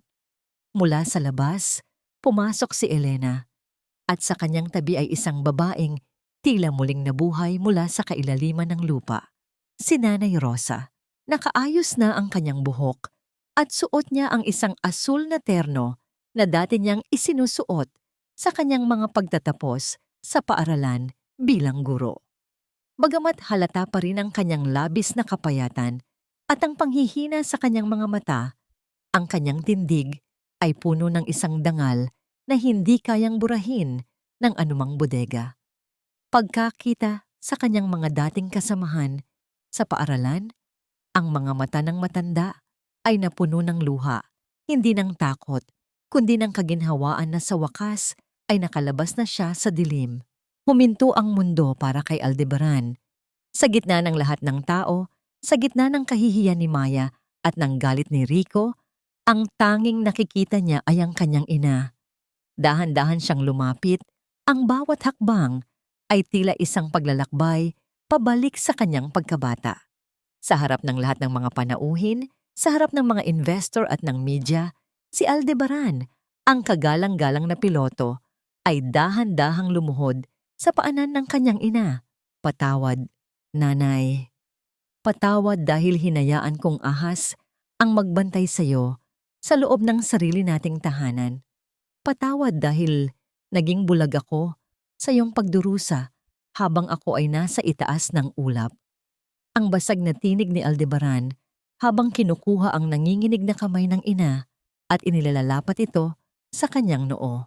Ang bawat panauhin ay hindi na napigilan ang pag-iyak.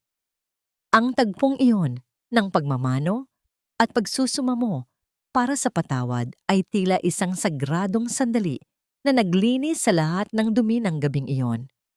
Hinaplos ni Nanay Rosa ang buhok ng kanyang anak, ang kanyang mga daliri ay tila nagbibigay ng basbas ng kaligtasan.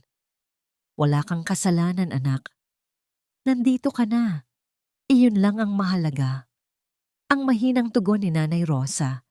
Ang kanyang boses ay tila isang anghel na nagpapatahimik sa nagngangalit na dagat. Lumingon si Aldebaran kay Maya, na ngayon ay tila isang basang sisiw na nanginginig sa takot sa isang sulok. Ang kislap ng mga brilyante sa kanyang leeg ay naging tila mga kadena ng sumpa. Sa labas, ang tunog ng sirena ng mga pulis ay mabilis na lumalapit. Ang pulang ilaw ng kanilang sasakyan ay tumatama sa bintana. Nagbabadya ng isang bagong kabanata ng pananagutan. Dalhin niyo na sila. At siguraduhin ninyong walang kahit isang sentimo ng aking pinaghirapan ang makakatulong sa kanila upang makatakas sa batas. Ang huling utos ni Aldebaran sa mga awtoridad. Habang hinihila si Rico at Maya palabas ng bahay, ang huling nakita ni Aldebaran ay ang sulyap ni Maya. Isang sulyap na puno ng pagsisisi, ngunit huli na. Ang kanyang tahanan ay malinis na, ngunit ang mga sugat sa kanilang puso ay tila nagsisimula pa lamang na makaramdam ng hapdi ng paghilom. Ano ang mangyayari kay Maya sa loob ng rehas? At paano bubuuin ni Aldebaran ang mga pangarap na dinurog ng taong pinagkatiwalaan niya ng kanyang buhay? Alde, parang awa mo na. Huwag mong gawin ito sa akin. Isipin mo ang pinagsamahan natin. Isipin mo ang bata Sa sinapupunan ko, ang boses ni Maya ay gumaralgal, puno ng desperasyon habang nakakapit ang kanyang mga daliri sa malamig at kinakalawang na rehas ng selda. Ang kanyang buhok, na dati ay laging maayos at mabango, ay gulo-gulo na ngayon, at ang kanyang pulang bestida ay may mga mantsa na ng dumi at luha. Wala na ang kislap ng mga brilyante sa kanyang leeg. Ang tanging natitira ay ang marka ng pagkakasala na nakaukit sa kanyang mukha. Nakatayo si Aldebaran sa labas ng rehas. Ang kanyang mga kamay ay nasa loob ng bulsa ng kanyang uniforme. Walang bakas ng galit sa kanyang mukha, kundi isang malalim na pagkapagod at matinding kasuklam-suklam. Tumingin siya sa kanyang asawa, ang babaeng binuo niya ang mundo, ngunit siya ring mumasak sa pundasyon ng kanyang pagkatao. Ang bawat hagulgol ni Maya ay tila isang sirang plaka na hindi na kayang galawin ang kanyang damdamin. Huwag mo nang gamitin ang isang inosenteng buhay na hindi naman umiiral, Maya. Alam ko ang totoo. Alam ko ang tungkol sa pekeng ultrasound at sa klinika na binayaran niyo ni Rico. Ang malamig na tugon ni Aldebaran. Ang bawat salita niya ay tila yelong dumidikit sa balat ni Maya, nagpapatigil sa bawat kasinungalingang balak pa nitong bitawan. Natigilan si Maya. Ang kanyang mga mata ay nanlaki at ang kanyang bibig ay dahan-dahang naitikom. Ang huling barahan na hawak niya ay tuluyan ng naging abo. Sa kabilang selda, naririnig ang boses ni Rico na nakikipagtalo sa mga pulis. Isinisisi ang lahat kay Maya upang iligtas ang kanyang sariling balat. Ang pagtataksil na binuo nila ay ngayon ay sila rin ang unang sumisira. Ito ang mga papeles para sa annulment ng ating kasal at ang formal na demanda para sa falsification of documents at qualified theft. Ang wika ni Attorney Santos habang iniabot ang isang makapal na asul na folder kay Aldebaran. Inilapag ito ni Aldebaran sa maliit na puwang sa pagitan ng mga rehas. Nakuha na rin natin ang writ of attachment para sa lupain sa Tagaytay. Ang lahat ng ninakaw nyo ay babalik sa tunay na nagmamay-ari kay Nanay Rosa. Isang mapait na tawa ang kumawala sa mga labi ni Maya. Isang tawang puno ng pagkabaliw at pait. Akala mo ba ay mananalo ka, Alde? Akala mo ba ay magiging masaya kayo ng matandang yon? Pinunla ko na ang takot sa isip niya. Kahit wala ako sa bahay na yon, mananatili ang anino ko sa bawat sulok ng bodega. Hindi natinag si Aldebaran. Sa halip, lumapit siya ng bahagya sa rehas, sapat na upang makita ni Maya ang apoy ng determinasyon sa kanyang mga mata. Mali ka, Maya. Ang pagmamahal ng isang anak ay mas matindi kaysa sa anumang takot na itinanim mo. Ang bawat latay na iniwan mo sa kanya ay hihilom. Dahil sa bawat araw na darating, pupunuin ko ang buhay niya ng katarungan at kapayapaan na kailanman ay hindi mo naramdaman. Tinalikuran ni Aldebaran ang selda. Ang tunog ng kanyang mga sapatos na naglalakad sa semento ng presinto ay tila isang martsa ng tagumpay. Habang papalayo siya, naririnig niya ang mga sigaw at pagmumura ni Maya, ang mga salitang puno ng puot na tila mga pana na hindi na tumatama sa kanyang target. Ang bawat hakbang ni Aldebaran ay nagpapagaan sa bigat na 3 taon niyang dinala. Paglabas niya ng istasyon ng pulisya, ang sikat ng umaga ay tumama sa kanyang mukha. Ang hangin ay sariwa, tila naglilinis sa bawat dumi ng nakaraang gabi. Doon, sa loob ng kanyang sasakyan, nakita niya si Elena na nakangiti habang inaalalayan si Nanay Rosa na uminom ng tubig. Ang matanda ay nakatingin sa labas. Ang kanyang mga mata ay dahan-dahan nang bumabalik sa dating kislap ng talino at katuwaan. Sumakay si Aldebaran sa driver's seat at hinawakan ang kamay ng kanyang ina. Nay, tapos na po. Wala na silang magagawang masama sa inyo. Tayo na po sa Tagaytay. Doon tayo titira, sa bahay na punong-puno ng mga bulaklak na gusto nyo. Ngumiti si Nanay Rosa. Isang nangiting tila isang bukang liwayway pagkatapos ng mahabang gabi. Salamat, anak. Salamat dahil narinig mo ang tawag ko. Pinaandar ni Aldebaran ang sasakyan, iniwan ang madilim na gusali ng presinto at ang mga taong naging anino ng kanyang buhay. Ang daan patungo sa Tagaytay ay mahaba, ngunit sa bawat kilometrong kanilang nadadaanan, naramdaman ni Aldebaran ang dahan-dahang paghilom ng kanyang sariling puso. Ngunit sa kabila ng katarungan, sapat na nga ba ang batas upang burahin ang mga alaala ng bodega? At anong bagong simula ang naghihintay sa kanila sa gitna ng malamig na simoy ng hangin sa Tagaytay? Ang simoy ng hangin sa Tagaytay ay tila isang banayad na haplos ng kalikasan, malamig at mabango, malayo sa malansang amoy ng bodega at sa nakakasakal na usok ng lungsod. Sa balkonahe ng kanilang bagong bahay, ang bahay na itinayo ni Aldebaran sa gitna ng lupain ng kanyang ama, nakaupo si Nanay Rosa sa isang tumba-tumba. Ang kanyang suot na puting cardigan ay kasing linis ng kanyang bagong simula at ang kanyang mga mata ay dahan-dahan ng kumikinang habang pinagmamasdan ang mga tanim na bulaklak sa paligid. Dahan-dahang lumapit si Aldebaran, dala ang isang tasa ng mainit na tsa. Ang tunog ng kanyang mga hakbang sa kahoy na sahig ay hindi na nagdudulot ng takot kay Nanay Rosa. Sa halip, ang matanda ay lumingon at ngumiti. Isang ngiting tunay, payapa, at puno ng pagkilala. Ang bawat guhit ng pait sa mukha ni Aldebaran ay tila dahan-dahan ding nabubura sa bawat pagkakataong nakikita niyang bumabalik ang sigla ng kanyang ina. Salamat anak. Ang sarap ng amoy ng tsa, kasing amoy ng mga hapon noong bata ka pa. Ang mahinang wika ni Nanay Rosa. Ang kanyang boses ay hindi na nanginginig sa takot, kundi puno na ng malalamig na alaala ng kaligayahan. Umupo si Aldebaran sa tabi ng kanyang ina at hinawakan ang kamay nito. Para sa inyo ang lahat ng ito, Nay. Ang bawat lipad ko, ang bawat pagod, ay para lamang makuha natin ang katahimikang ito. Patawad kung naging matagal bago ko kayo na ibalik dito. Hinaplos ni Nanay Rosa ang kamay ng kanyang anak. Huwag mo nang isipin ang nakaraan, Alde. Ang mahalaga ay narito tayo.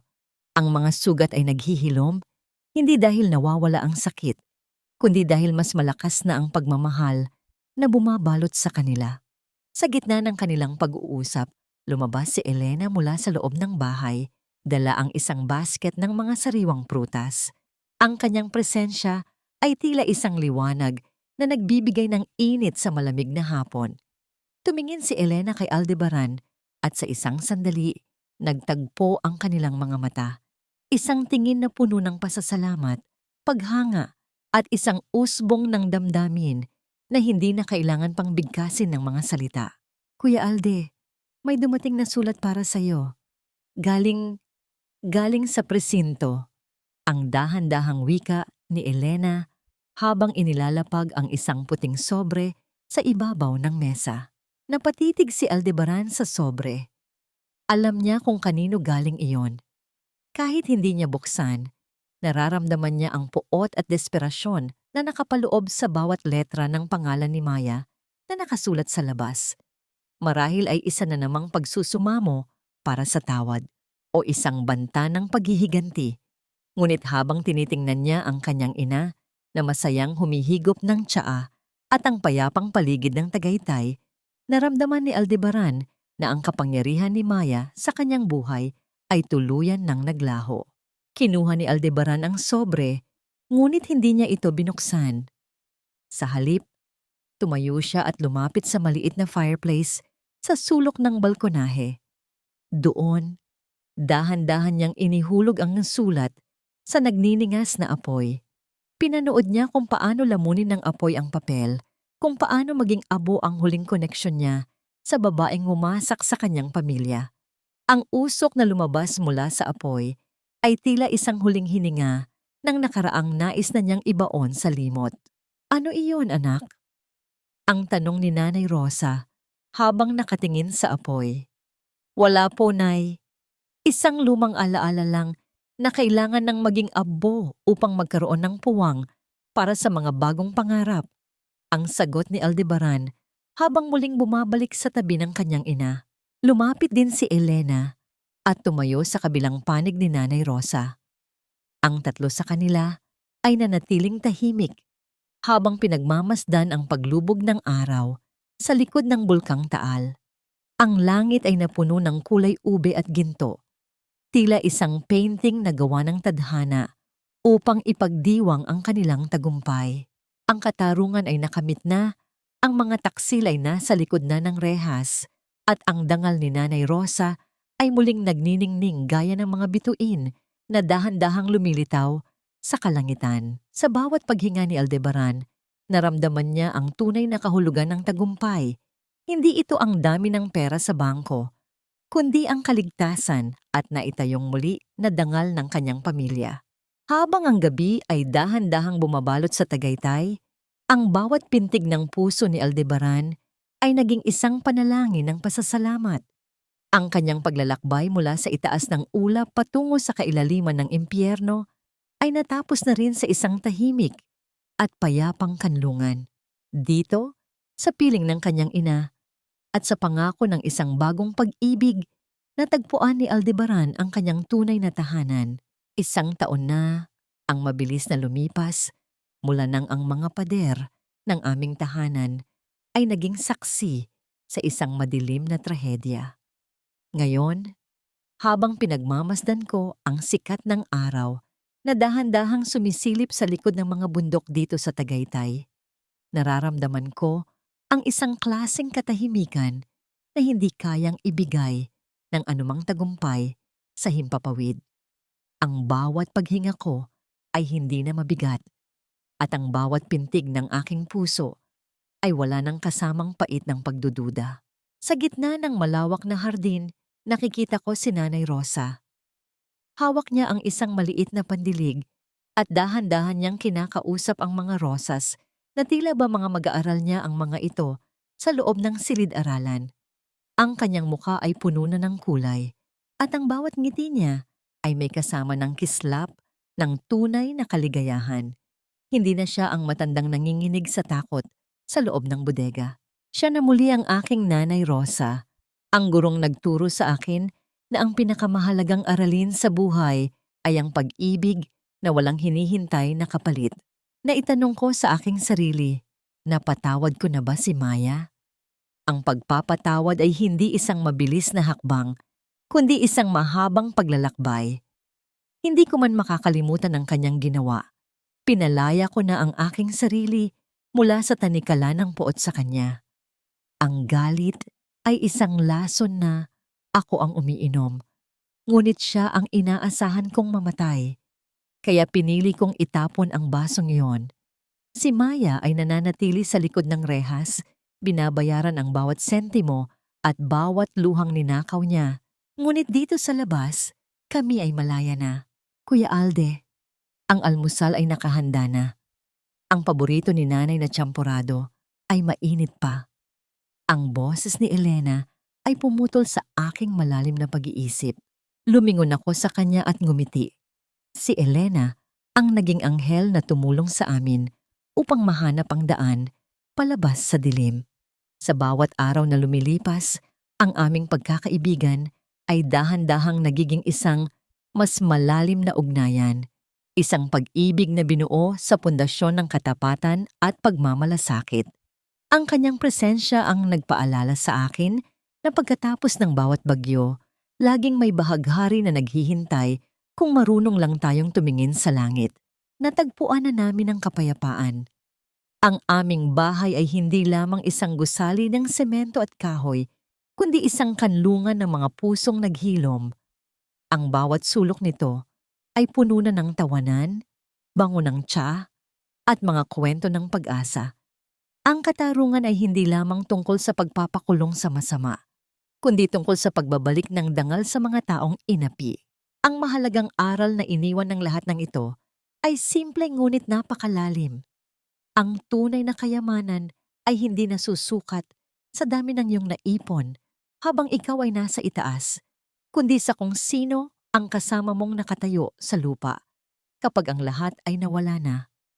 Ang pagmamahal sa magulang ay ang pinakasagradong tungkulin ng isang anak dahil sa huli, ang kanilang mga panalangin ang nagsisilbing hangin sa ilalim ng ating mga pakpak upang tayo ay makalipad ng mataas at ligtas.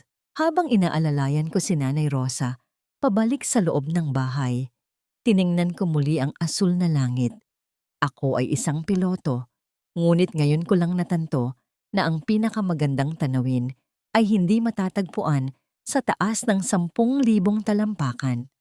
Ang pinakamagandang tanawin ay narito sa aking tabi, ang mukha ng aking ina na malaya, payapa at masaya. Dahil sa wakas, ang langit na pangarap ko ay narito na sa lupa.